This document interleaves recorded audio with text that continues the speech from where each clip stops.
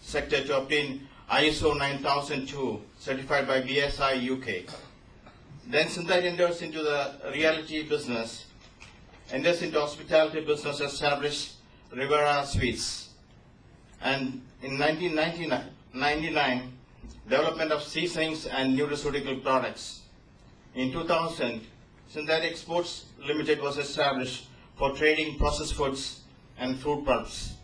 In 2001, started a new division at Bangalore for processing chili extractions. In 2003, we started a wind power division at Udumalpet, Tamil Nadu, to support the Coimbatore factory for the shortage of power. And we made additional wind power generation units at Attapadi and Karnataka. And in 2005, we upgraded our technology into carbon dioxide extraction, supercritical extraction for spices, so that we don't need to use any solvents. This is a new generation technology which has been adopted in extraction. 2006 established a Spice Park where we have spice ingredients division. Also joint ventures are located there. Entered into a joint venture with Omega Flavors, technology for making seasoning products for the products which Mr. Alex is making. And Aramco Flavors, United Kingdom, where we make, that is also another joint venture. We made liquid flavors for ice creams and confectioneries. And 2008, we started CVJ Foundation as a CSR initiative for philanthropic activities. Obtained ISO 22000 in 2005. For chili powdering, we started a production plant in Khammam in Andhra. Synthite Industrial Chemicals Limited, rechristened as Synthite Industries Limited. That's because earlier the chemicals came in because my father wanted to start this business as a fine chemicals. That's the reason why earlier it was Synthite Industrial Chemicals Limited, and all our customers was thinking that you're producing natural product, but you're giving your name is Synthite Industrial Chemicals, so they thought that it was chemicals that we are producing. So we need to readdress that, and that's why we did Synthite Industries Limited. And now then we established Ramana Resorts, the 5-star hotel boutique in Cochin and Kumbalam. And we had 2009 we successfully implemented SAP the software. What's Synthite today? Our turnover last year was 850 crores, and this year we are confident of doing a tune of 1,200 crores. We control about 40% of oleurosin export from India.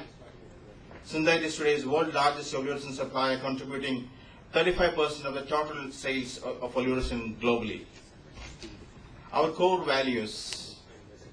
Synthite management believes that its success lies in the strong ethics and values it happens been practicing from the beginning.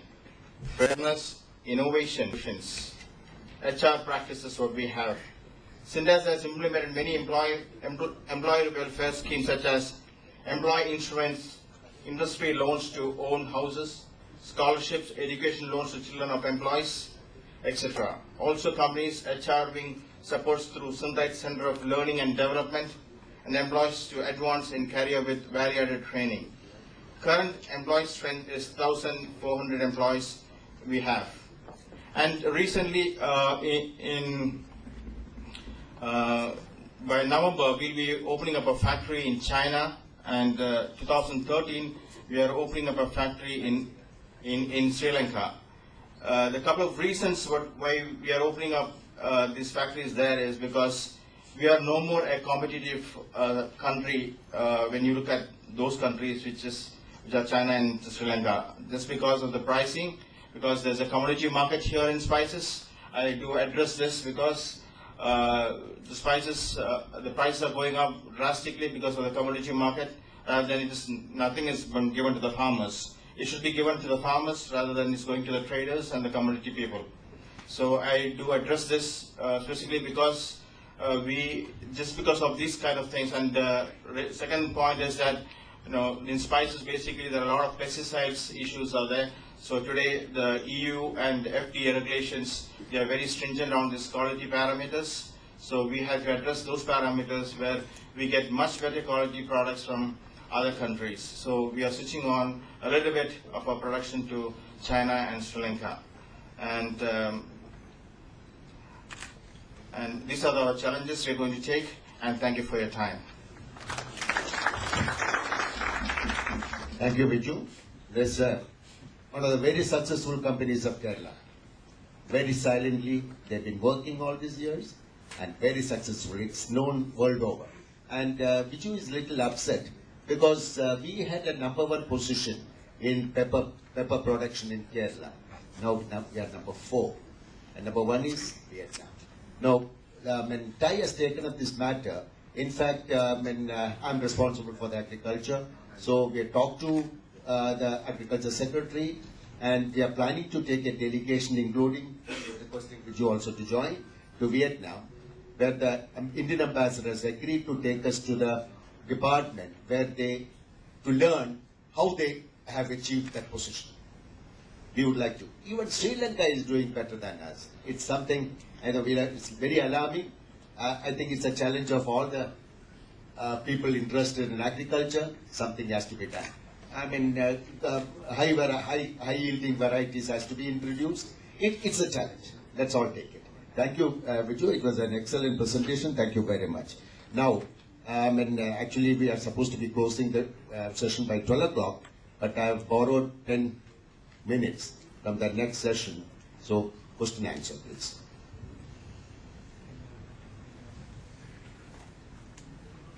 Yeah, please. You are to the point. Okay. Yeah.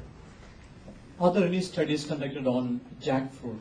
Is there an opportunity to use jackfruit for a replacement for potatoes, maybe for hamburgers, or is there any study done on jackfruits? Like we have seen capo and banana. Is there a chance for chaco?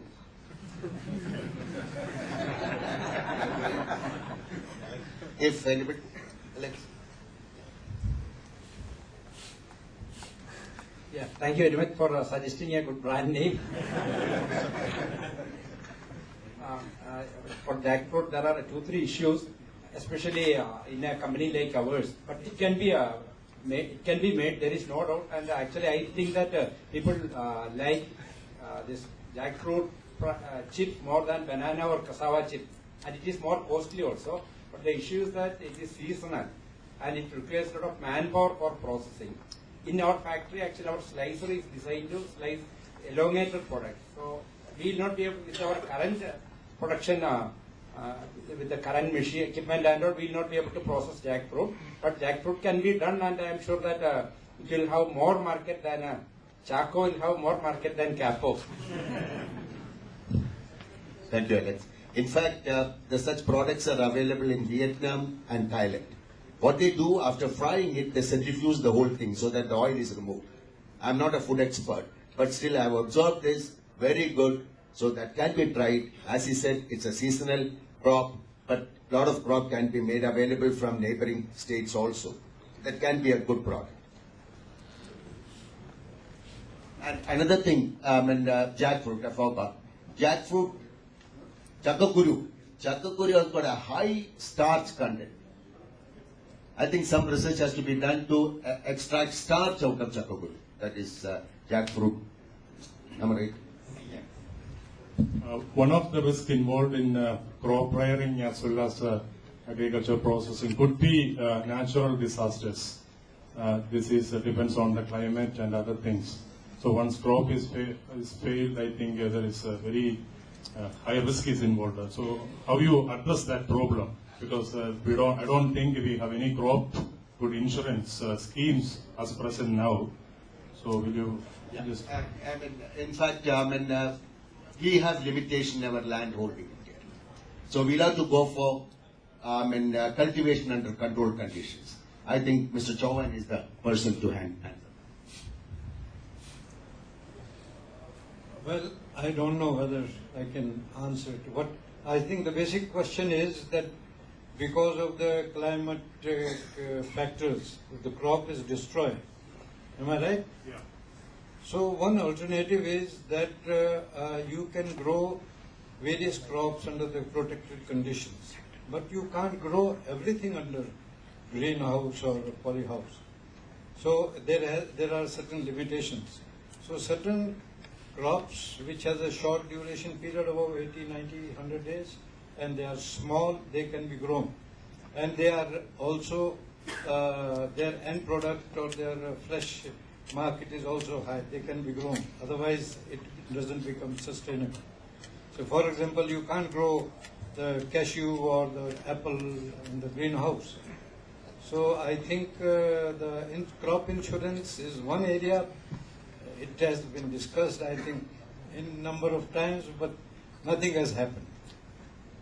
Nothing has happened anywhere. And I think through this forum, I propose that some kind of recommendation is made that at least under partially defined conditions, crop insurance must come up.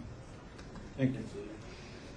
Can I ask a question? In spite of the gloomy projections about the agriculture, what I am seeing on the ground is that there is an interest in farming. For example, cassava we produce around 27 lakh tons per year in Kerala. That's a good production. And see, even we find that actually we are procuring only very small percentage of that portion. But when this processing units like ours come up, a lot of people are taking on to cultivation, because now we get many people approach us saying that whatever variety you require, if we can ensure that you procure it from us, then we will cultivate that. That interest is there. Even for a banana also we cultivate around 3 lakh tons per year. So what I feel that in spite of all these natural calamities or pessimism we hear about that, agriculture is still an area of interest for our people. In fact, even bananas, tapioca can be grown under controlled conditions. In Gran Canaria, one of the islands of Spain, I've seen that they grow banana under controlled conditions. They have excellent variety. Up to an extent, the natural calamity can be handled. Purnima. I would like to have Dr. Viju Jacob share his insights on two aspects. I think there is one question. Two insights. One is you started out predominantly on extraction of oils, and then you diversified into hospitality and renewable energy. So I would like to share. I would like you to throw some insights on your experience on moving away from your core competency. Question number one, and number two is your experience on implementing SAP.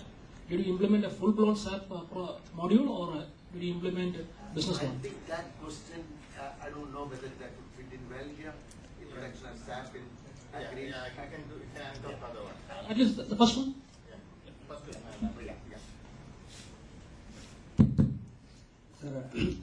Hello, this is answer. Okay. Fine.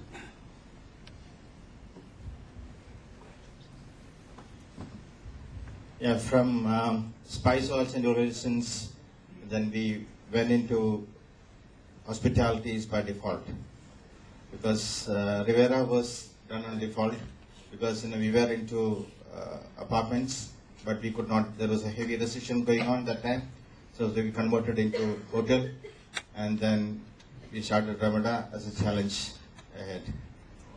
Thank you. I have one question. I think many of us may be aware of the contract marketing concept in food industry, agricultural product-based industries, especially for Mr. Thomas Jacob, Mr. Thomas. This could be tried for his tapioca production and some, say, pineapple or some potatoes. They can give some seeds or fertilizers or anything like that can be given, or at least finance can be given, and good high yielding varieties of seeds can be given, and they can the agriculturals can be encouraged to make this kind of production, so that you will get uniform quality of products, uniform size of product. All these things can be assured. And another advantage is that the product can be purchased in advance and forward marketing. You can buy the product, the finished product, at a predetermined You price. seems to be an expert. Yeah. I think we give you an opportunity in Thai, because Yeah, because the question and answer, we would like to make use of the experts sitting here. Okay. And please meet me after the meeting so that we can have a. See, we have already started in that direction with the help of Central Geographical Research Institute. Yeah. We have already started some cultivation of varieties with farmers with the assurance that we will buy it back at a price, at an agreed price. That we have already started doing. Fine, fine. Hello. I'll take them. Yeah, I walked in late, so I didn't listen to all the presentations. But I have a question. When you go to Sri Lanka and Singapore and Thailand, you see a lot of exotic fruits like dragon fruit and mangosteen and longan and lychee and all of that, and you buy it at very high prices in the supermarkets in Trivandrum, where I come from. And I was wondering, why is it that some enterprising farmer hasn't really started a mangosteen plantation or a dragon fruit plantation? These are actually quite lucrative as cash crops. I think that. In fact, we already started off with that. Mangosteen farms are there now. And dragon fruit, of course, is a very, what do you call it, a profitable crop. That's we are in the process of introducing. We are little slow, let's admit. Kerala is little slow even compared to other states, but we are catching up. And that's the reason we have experts like Chauhan and all that we are introducing. And not only this, now it's time for us to produce such crop. Europe and all has gone very expensive, paying about 10 to 15 euro per hour. I mean, for a labor. I think we should take advantage. Even if we have 1,000 rupees for a labor per day, still it will be worthwhile. So, See, there are already farms in Kanjarapalli area. There's a farm for producing lychee, rambutan, and people have already started doing that. Dear delegates, shall I be excused, please? No, I'll take till 12:15. The next session can delay their lunch. There are a lot of interesting questions. Yeah. Sir, one question. I am into the marketing of fruits and vegetables. Okay. And one of the questions was raised regarding exotic varieties of fruits and vegetables. Yes. I have been marketing. When you buy a lychee or a dragon fruit in Trivandrum, it might be from Kerala itself, because they have been procuring from Kerala and we have been giving it to Spencer's and Big Bazaars and all the other stores in throughout the country. So my question to Chauhan sir will be any marketing research done, because we have enough research on production, crop yield, higher yield varieties and things like that. But the linking of the right produce at the right time is what is lacking. And that is one question. Any research on marketing done for the same purpose? Because farmers are finding it difficult to get their produce to the right place. So that's a major problem. I am also facing the same problem, because if my customer asks, if Spencer's asks for 100 kg of rambutan, I might be getting around 50 kg of rambutan. Now this is an issue, and they are all high value products. And you might have read in to the point, like rambutan and mangosteen are grown in all the small households in Pathanamthitta. I am procuring it from the small households in Pathanamthitta. Now I have a question on that marketing research. Second question is to Alex Thomas sir regarding because I have been supplying banana Nendran to one of your competitors. As you told, there is another industry in Cochin. So one problem which I faced was that the quality of the produce which they are recommending is very difficult for the farmer, the layman, to produce, because the top bunches has to be given, the lower bunches will not be taken, and things like that. So the price may be at the higher side. Yeah, these are the factors. How can we address for the local farmer? I think you'll have to have a full session for that. But the thing I'll tell you, foreign investment, direct investment is coming to India. Lot of retail outlets will be there. What's your name? Abhilash. Mr. Abhilash, we will require thousands and thousands of Abhilash to produce and market this product. Marketing may not be a problem. And the quality has to be maintained, you've got to have a better quality to get a better price. For which, now what is happening at present, the university, industry, government travels parallelly. try, and personally, my capacity also, we are trying to bridge that, bring it closer. So understand what is the farmer's requirement. Let the research institute and agriculture university work on that. Let the government help to introduce that in the farming community. That's the model will work. Let's hope we'll have that. Working on that, but Yeah, we will do that. We'll do that, and I would like to meet you after this. Just one sentence answer to your, as a farmer. Let me tell you, earlier the farmer organized themselves into a group. The principle in marketing of perishable is, I will tell you in Hindustani, thoda maal aapko khata hai, zyada maal customer ko khata hai. The moment you go with 100 tons of produce, you make an impact. The moment each farmer is a small one, he gets eaten away. So make a group, interact with industries like Mr. Thomas or Mr. And then you tell them, you contract, grow them and supply them. Thank you very much, and thank you very Excuse much. me, we have one question. No, I think after that, I will know, they will push, kick me out of this place. I'm sorry. Time up. No, I understand. No, thanks a lot. I'll tell you, very interactive. Any such problems you are facing, would like to know, please get in touch with TAI. We are there to help you out. Thanks a lot. Dear delegates, it's time now to recognize the efforts of the day. If I could request the chairperson, Mr. Shivdas Menon, the Managing Director of Sterling Farm Research and Services, to please handle the mementos to the speakers. If I could request Mr. G.C. Chauhan, the former Managing Director of Priestman Holland, to please receive this memento from the chairperson. Thank you so much, sir. Mr. Alice Thomas, the Managing Director of Tierra Food.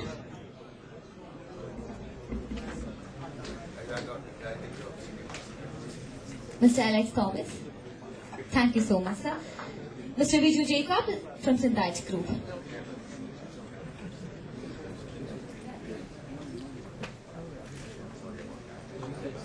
G.C. Chauhan, the former Managing Director of Priestman Holland. I think you're best.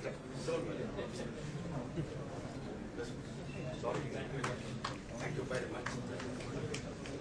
Let me now request Mr. K.A. Joseph, the Charter Member TAI, to please hand over the memento to our Chair for the session, Mr. Shivdas Menon, the Managing Director, Sterling Farm Research and Services. Thank you so much. Dear delegates, we are commencing the next session immediately, and to chair this particular session, if I could request Mr. N.T. Nair, ex-Collector and CDAC Editor, Executive Knowledge Lines, to please come to the dais.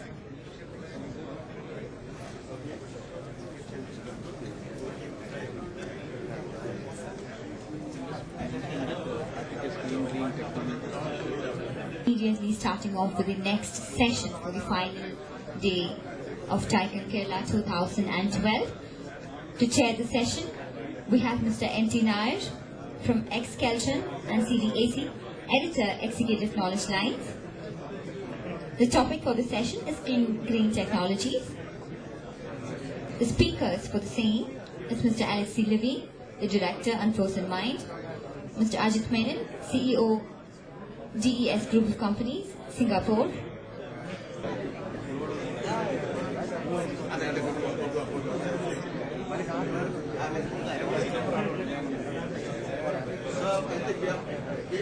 Trivandrum. Let me have the pleasure of introducing the chair to you. Mr. N.T. Nair has over 3 decades of hands-on experience in electronics, electrical and IT fields in R&D, engineering, general management, technical writing, etc. He had worked in senior positions in Kelton and its Electronic Research and Development Center, ER&DC, now CADC, Asian Satellite Communications Limited, and R&D Center of CMS Computers Limited, working on energy management, traffic management, and such other areas. In professional society movement, he served as the chairman of the Institution of the Engineers India, Kerala State Center, chairman, Computer Society of India, and also as chairman of IEEE India Council. If I could request you to please take over, sir. And the time allotted to each speaker is 20 minutes. We are already running out of the time, so if I could request you all to please say that you strictly stick on the time allotted. Thank you. Thank you, madam.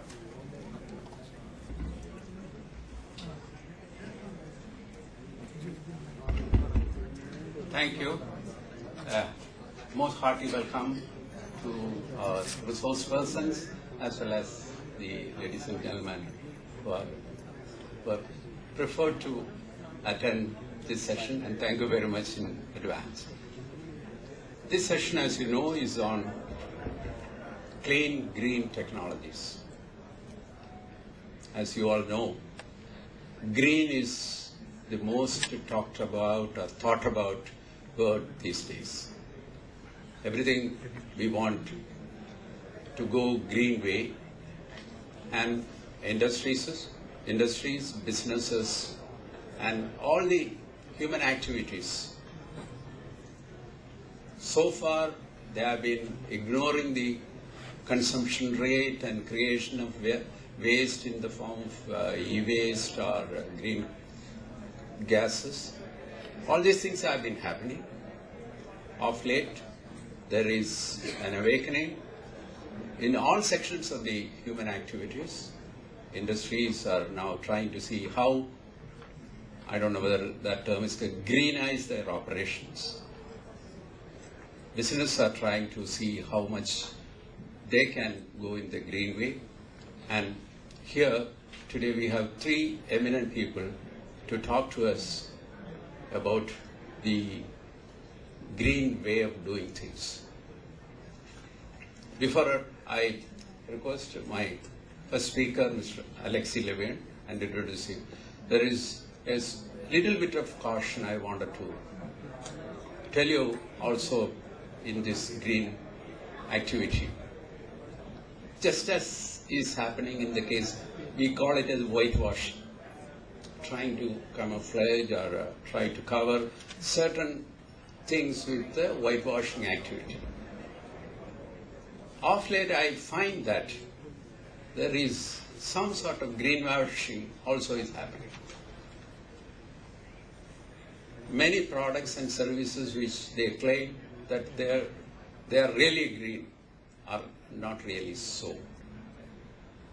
So those who are looking for supporting the green activities by buying things which are 5-star rated and things like that, you have to be extremely careful that you are not taken for a ride by this kind of greenwashing. Be watching out for it. I don't say that it's happening in all fields, but you have to be a little bit careful about this thing, because there are black sheep everywhere, and that is there in the green activity field also. So let us be careful about it, not to be worried about an alarming activity that is coming up, but then keep this in mind that it is really meaning green. Okay, coming to the first speaker, Alexei Levin. Mr. Levin hails from England. He studied philosophy and law. He began his career working in supply chain technology sector for companies including IQ Technologies and Matrix One. Then he set up a business in Poland offering consultancy to supply chain technology companies across Europe. With a keen interest in helping organizations to understand the linkage between innovation and social responsibility, Alexei established, jointly with a colleague, a consultancy practice focusing on innovation strategy and transformation programs, serving companies like Shell, Philips, ExxonMobil, and he was operating it from Paris. Upon returning to UK, he co-founded a business that aimed to transform the public perception around renewable energy from one of guilt and obligation to one of reaping financial benefits via an innovative financing mechanism, a very unique approach. This was recognized by Nesta as one of the top 20 key initiatives in the UK that will help to achieve the government vision of the big society.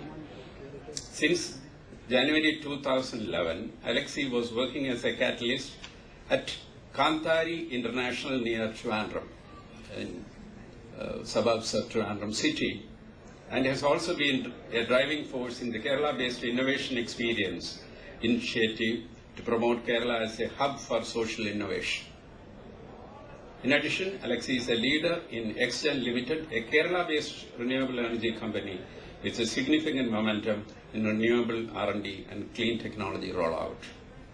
Hearty welcome to Mr. Alexei, and I invite you to deliver your lecture on the topic Scenario for Widespread Adoption of Renewable Energy in Kerala. Welcome.